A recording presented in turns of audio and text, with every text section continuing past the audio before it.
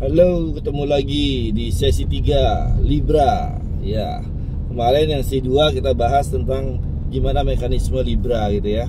Sekarang kita bahas tentang bagaimana kemudian sisi positif dan sisi negatif dari Libra gitulah.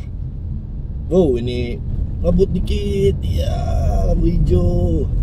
Ya, sisi positif Libra yang pertama adalah mungkin bahwa mereka membantu sistem transaksi internasional dari para usersnya. Itu sudah pasti karena ada kemudahan transaksi kan. Dan usersnya ini pun bisa menyimpan kekayaannya dalam kumpulan mata uang kuat dunia gitu. Jadi kalau misalnya nih kita punya uang $100 gitulah kira-kira, kemudian kita orang Indonesia taruh aja di Libra jadi 100 poin. Udah, artinya kita sama aja nyimpen $100 kita di sana, bisa buat transaksi, bisa buat aktivitas yang lain gitu. Itu mungkin kemudahan transaksi yang mungkin akan kita terima nanti. Dengan makin banyaknya merchant, makin banyaknya major merchant yang masuk ke sana. Nah, hal lainnya adalah bahwa Libra itu nanti akan menjadi semacam alat pengukur kekayaan. Nah, itu mungkin sisi jangka panjangnya ya. Mungkin orang bertanya-tanya, apa sih sisi negatifnya gitu.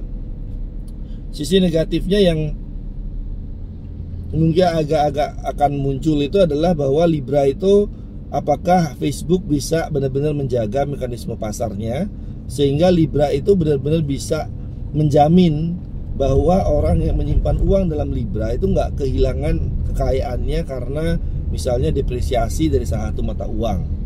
Gimana mekanismenya untuk mengontrol, misalnya kalau kami di keuangan namanya lindung nilai atau hedging dari proses transaksi dan seterusnya. Kemudian kelemahan yang kedua, kita bicara mungkin kita akan menemukan banyak sekali negara-negara yang akan agak gimana ya, agak dalam tanda kutip menentang gitu. Kenapa? Karena ada sistem perpajakan yang juga akan terdampak di situ. Jadi padahal transaksi e-commerce itu kan ada pajaknya gitu, sehingga apakah ini juga akan masuk ke sistem perpajakan masing-masing negara di seluruh dunia.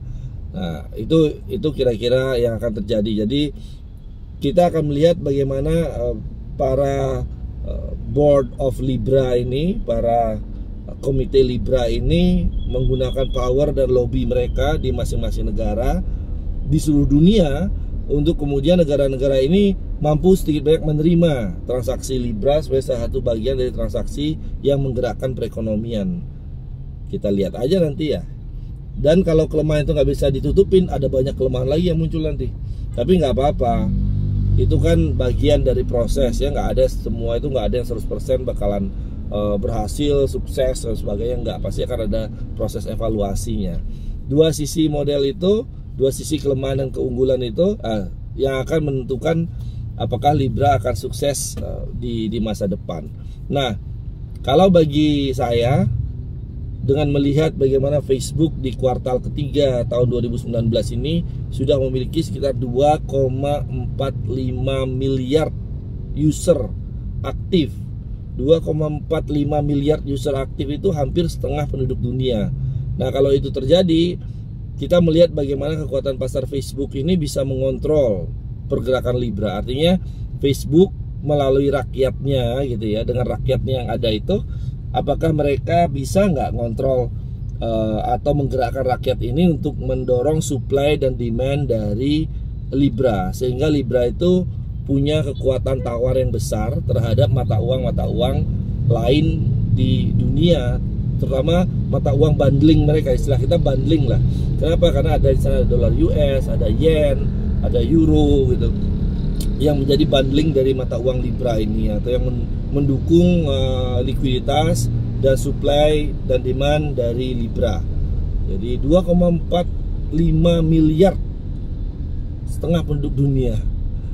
Itulah besarnya Republik Facebook yang harus digerakkan untuk mendorong agar Libra ini punya kekuatan tawar besar di seluruh mata uang dunia.